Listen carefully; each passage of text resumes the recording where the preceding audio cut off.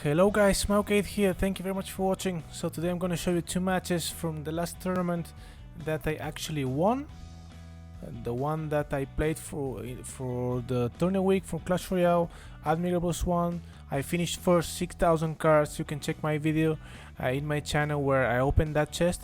But today I'm going to show you something different. Today I'm going to show you the last two matches that I played against the best players, the one that finished the highest in the tournaments along with me, and also matches that I think they were quite entertaining. So let's go with the first one.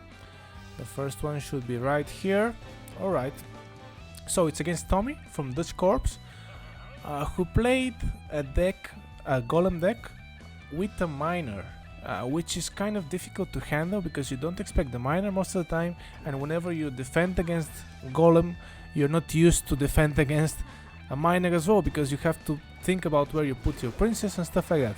But anyway, let's go into it. There is the pump in the middle. I go for a short attack.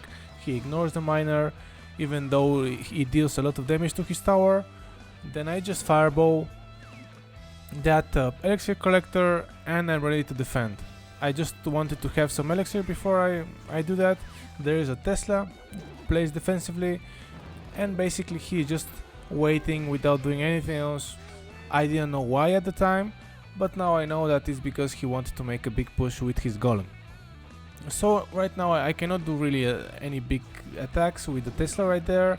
I don't want to waste anything to kill it, so I am trying to get this elixir collector out of the way. No, he lets it die just so he activates his tower, but I don't care that much about that. Yes, it's inconvenient. Yes, it will make my attacks less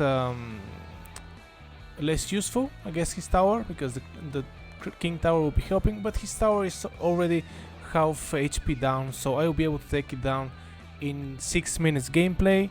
I don't think the king tower will be that relevant. Now, I don't wanna I don't wanna overcommit, sorry, in this situation attacking, so I just wanna see what's his win condition. I still haven't seen his win condition, so I just play carefully, defending a little bit there, letting my P.E.K.K.A die there, and fireballing these barbs, what he used for defense. So if you play some miner guys and they defend you with barbs, just fireball them. So the elixir collector is now placed defensively, which I'm gonna kill with my princess, and I expected these archers to be placed there. That's why I went for the ice wizard to take him down with the zap. Now I see the golem. I'm not that surprised by now, because I expected that, or something like giant balloon, something like that. But here with the I just ignore this miner to kill my princess. I distract the golem with the cannon, have the mini P.E.K.K.A to deal the damage. I have fireball for these barbs, and just defense that goes smoothly, that he didn't even reach my tower. So even if you see a golem guys, whenever you think that he will make a big push, that doesn't mean that the push will be successful. That you shouldn't be scared about any of that. If you have the cards, if you had the good balanced deck, you'll be able to defend all of this. I just let my princess die. I don't need it right there because it was going to die anyway, and then I just use all the other cards that I have, just using the fireball to defend. I was expecting the barb there, but anyhow, I just want to play safe. I don't want to risk anything. I just want to deal some damage to his tower, and the next rotation it should be almost dead. Here I misplay my princess on the front, and then I have to commit the zap for it not to die. And basically I'm just cycling guys. I'm making interactions that are not really that good for me, but I know that just with my next rotation I'll be able to take that tower. So this is how you play with the miner guys. You just relentlessly attack, and to a point where the other player just doesn't know what to do. And your question would be, is it that overpowered? Okay, just maybe to an extent. It's very strong in tournaments, because miner in 6 minutes will be able to take all this to make all this damage happen to reach the tower, but that doesn't mean that the cards are really that strong.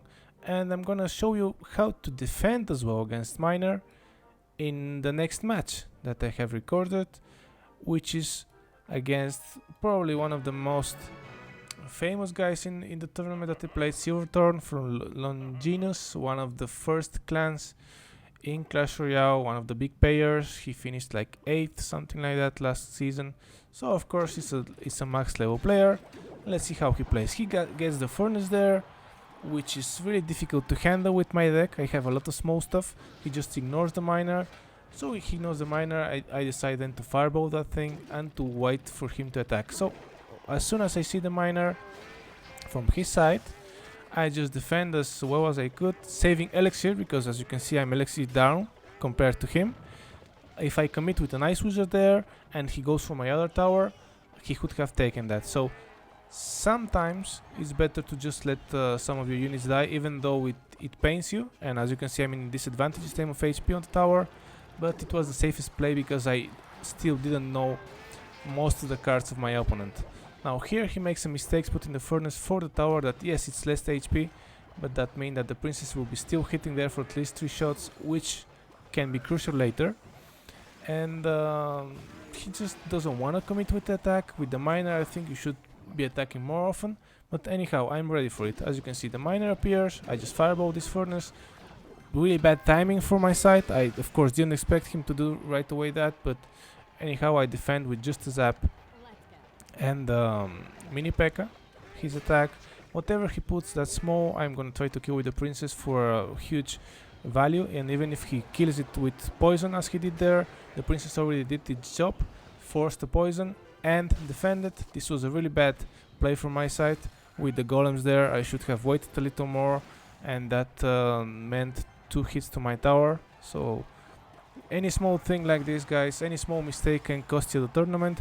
In this situation it didn't, because you already know how the tournament finished, and this was the last match. And if I win this match, I was very confident to win the whole thing. He puts the furnace very badly there, so my cannon reaches it. That was his mistake. And then I just fireball the princess with the goblins for 5 elixir against 4. So good trades from my side. I force the miner defensively. I force a lot of stuff in places where he didn't want them. He didn't want the mini P.E.K.K.A. on this side. He didn't want to attack only with the princess. And now I have a good advantage of 400 HP, which is what he took in the beginning. So as you can see, it's a really big difference between not taking that damage and taking it. And right here you have to be careful defending, because the miner is going to take that tower, and he still has the miner to take mine, but he doesn't have fireball. I know that, so I'm kind of confident that everything will be okay. And he was like 1 second away of dealing with my tower. So that's the match, guys. This is what brought me the tournament. This is how tournament plays usually goes. A lot of miners, a lot of short attacks, and both games were kind of easy for me, let's say. There was no big exchanges, but I think it's interesting for you guys to see what type of decks people usually play and what type of plays they usually do. They play really safe. People are really scared to commit attacks. Both Silverthorn and the match before, they just didn't want to commit to attack. They're scared, and I am also playing safe. I try to not overcommit with my attacks, but overall I just attack a lot more. I'm just more convinced that I can make a good exchange from my side, and that means that I just attack all the time, and I usually win. As you can see in tournaments, you have to win a lot of matches. I lost against CMC Hugh. Thank you, man. Thank you for beating me. Thank you very much for making this hard for me. He finished second actually, but really good player, amazing player. And all these matches were really cool for my side. As you can see here, I lost to Silverthorn as well. So thank you very much for watching, guys. From the next tournaments, I'm gonna record more videos. Maybe highlight some matches against decks that you haven't seen that are not that usual in the ladder, and we can comment them as well. So thank you very much for watching this video. I wish you a wonderful evening, and please subscribe if you want some more Mercade. Have a nice day. Ciao, ciao.